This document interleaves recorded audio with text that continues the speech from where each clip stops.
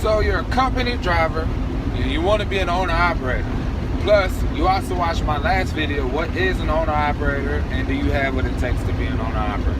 So that means there's 3 basic things that you need to have, or, to be one. Okay? Responsibility, the proper mindset, and business knowledge. Well, guess what? Today, we're going to talk about the business knowledge, but before we can do that, I got to get the damn intro out the fucking way. So let's go! Love me, I'm on my cool J.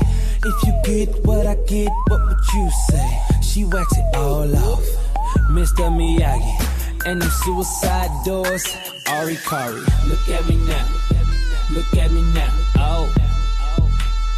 I'm getting paper, look at me now, oh. Look at me now, yeah. What is going on, YouTube? Welcome back to another episode of the Trucking Truth. I'm your host, Aaron Hamilton. You can also catch me and my wife on our other channel, the TAC. You can actually come over there and come get high with us and watch us basically our personal life, talking about different things.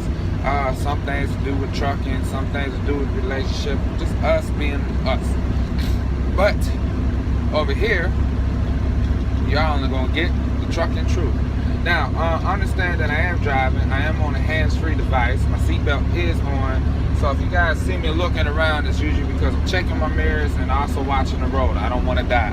I don't think my wife back there sleeping wants to die either. But anyway, so you're a company driver looking to be an owner-operator, which is great, which is an awesome move. But if y'all watched my last video, I said there's 3 things you guys basically need. And today we're going to cover one of the things, which is called business. And you can actually say this is business 101 for truckers. It's simple. This is basically the basic of it.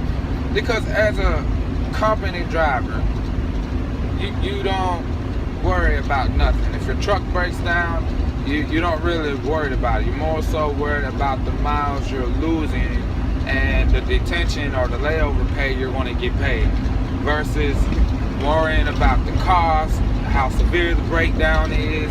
Also, you don't worry about the fuel. You just put fuel in the truck and it comes off the company dime. But as an owner-operator, everything turns around. Now, there's, like I said, there's different ways to becoming an owner-operator. An owner-operator basically means you're in your own truck, whether that's lease purchase or you purchase your truck through a third party, lease on to a company, or you buy your truck straight out with a trailer and you go get your own DOT authority. To me, all of those mean you're an owner-operator. There's just different levels to this shit. So before anybody sit here and say there's a difference, I understand. I don't see a difference in owner-operators. There's just different levels. Some people can only do the lease purchase. Other people might have the luxury of going to a third party and buying their truck and leasing on to a company. Or some people want the full independence as their own motor carrier, which is going out, getting their own truck, getting their own trailer, insurance, all of that by and their own DOT number, pull their own loads and get 100%. Okay, but anyway, today we're just talking about what you need to know business-wise before making that leap into being an owner-operator. So this applies to everybody. Before you cross over to becoming an owner-operator, my biggest suggestion is you to do all the research you can. Yeah, all the research you can. Go get your own LLC, which is usually free. You can do it at your state.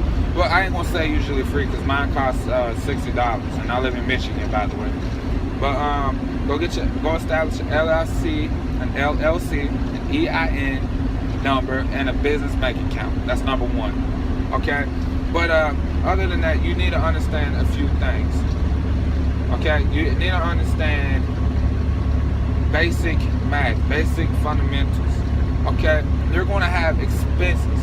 Okay, and there's two different type of expenses. You got your fixed expenses, like your truck payment, your trailer rent or trailer payment, insurance, basically payments that stay there for a long period of time and does not set to change after, I say usually after 10 weeks.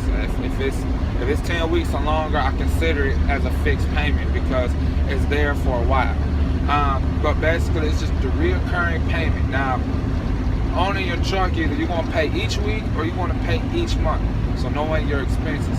Okay, then you also got your variable expenses like your fuel and also maintenance and tools, food. Okay, and basically what variable expenses mean, they change. They change constantly, they change all the time. But there is a way to help yourself control your expenses. Now, the reason why I say understand in business, you got to understand in business, the number one thing is money. Business is all about money. You need to understand what type of business you're in. I'm in the type of business that I provide a service. I provide transportation. I haul transportation. I provide a service to the customer, and the customer happens to be the carrier I'm leased on to, which I'm not going to disclose the name of the carriers that I'm leased on to, but happens to be the carrier that I'm leased on to. And the service I provide is transporting that carrier's freight to its customers. So that means you got to understand what that means. That means I got to make sure that my truck and my trailer is in tip-top shape, able to pass all DOT inspections, able to maintain its maintenance, make sure that it's upkept. So there's a lot of different things you have to understand. So like I said, in business, you have to make sure you're able to pay your cost of operation. Understanding your cost of operation, and I'm going to do a whole nother video on how to break that down on another day.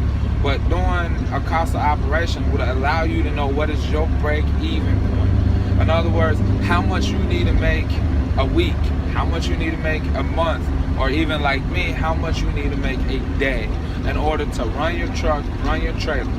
Okay? Now, if you're a company driver and you're getting paid cents per mile, I really want y'all to listen to this right here, cents per mile.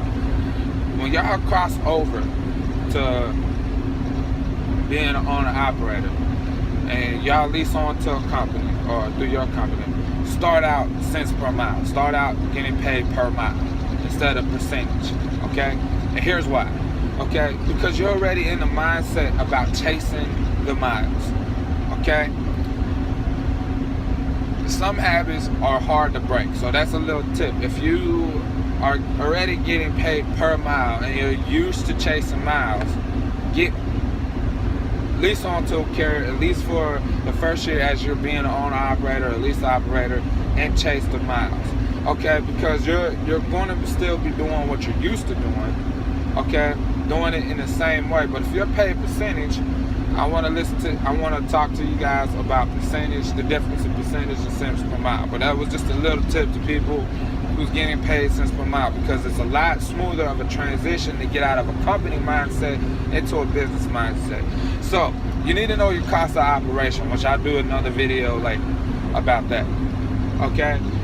You also need to make sure need to know what type of expenses you're going to have, which is fixed expenses and variable expenses. Okay, fixed expenses, truck payment, insurance, trailer rent or lease or whatever it is. All them insurance is your fixed expenses. And then there's also one thing. You need to know your expenses at the house, okay? Like, here's how I'm going to tell you to. Budget. Keyword, budget. If you, and this goes to anybody, if you know how much your house or your home needs to make each week, not only, and so for anybody who's watching this that works at a traditional 9-to-5, listen, if you know how much your home needs to make on the low end each week in order for y'all to pay your bills, have food in your stomach, all because you budgeted, that allows you to look for jobs based on what you need or one that can help provide you with a better life. So budgeting budget your expenses in your house, budgeting your expenses out here on the road. Okay, and understand the difference. Like I said, expenses, cost of operation and cost of living. Okay, so basically, so that way when you cross over to being an owner operator, your number one goal is always to invest back into your business. Okay, but you also got to pay yourself. Okay, so my house cost me $600 a week to just live. You know what I'm saying? To pay all the bills, to buy the food, to put gas in our car at the low end. So that's what I need a week. So I pay myself, try to pay myself $700. So that way I even have some more money to do what I want with. As long as I still got money in the back burner to invest in my business. So like I tell my wife, if I make $600 or less, it all goes to the house. If I make $600 or more, only $6 is going to the house, or only $700 is going to the house. That's how I pay myself. So that way I know that I'm living okay, she's living all right, or whatever. So understand the business, you gotta understand your cost of operation. You need to know what budgeting is. You gotta learn how to keep track of everything, your receipts, keep track of what load you pull and how much that load went for, the miles, and how much you're getting paid per miles. You also need to understand the difference in expenses, fixed as well as variable. And then other than that, you need to pay yourself only what your home needs, so that way you can always invest back into your business. Okay? Because y'all don't want to make the same mistake like me, where you come to going to an owner operator from a company side, going from $700 a week to literally almost $2,000 a week, and then you kind of geek out because that's the most money you ever seen. You know what I'm saying? And like I'm telling you the truth, y'all don't want to make that mistake. That's the same one I made, and y'all will pay for it. You're setting yourself up to fail, and that's why we have failing owner operators, all because they don't know just that little bit of information. So understand the type of business you're in. Understand what you provide, which is a service. Understand your cost of operations, your type of expenses, and learn how to budget. Now, everything I just touched, eventually I'm going to make a video about it later down the line. So just stay tuned for it. Also, at the same time, the next video I'm going to come out with next Tuesday, we're going to talk about responsibilities. Okay? Being responsible with your money. I'm going to break down the money just a little bit more. And I'm going to throw in cost of operation right in that video. Okay, but I also got a question from a comment from Gina G. She asked me, do y'all still call them nasty females walking around the truck stop lot lizards? And my answer to that question is, yes we do. Yes we do. But see, back in the day, I had a lot lizard come knock up on my door, and this is before I thought carrying guns inside of a truck was illegal, so I had me a paintball gun. And this lot lizard walked up to my door. She goes, "Hey, sweetie, do you need some company tonight?" I said, "Nope, I got my company right here." And I picked up a paintball gun that had blue paintballs. Okay, I swear to God. And I shot her twice with the blue paintballs, because she kept trying to open my door and she kept trying to come in, even though I told her no 3 times. So I shot her twice with some blue balls. So she got some blue balls that motherfucking day.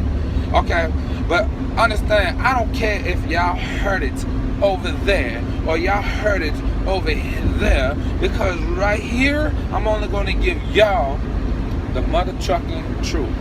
And as always, thank y'all for watching. I'm gonna see y'all on the other side. Peace.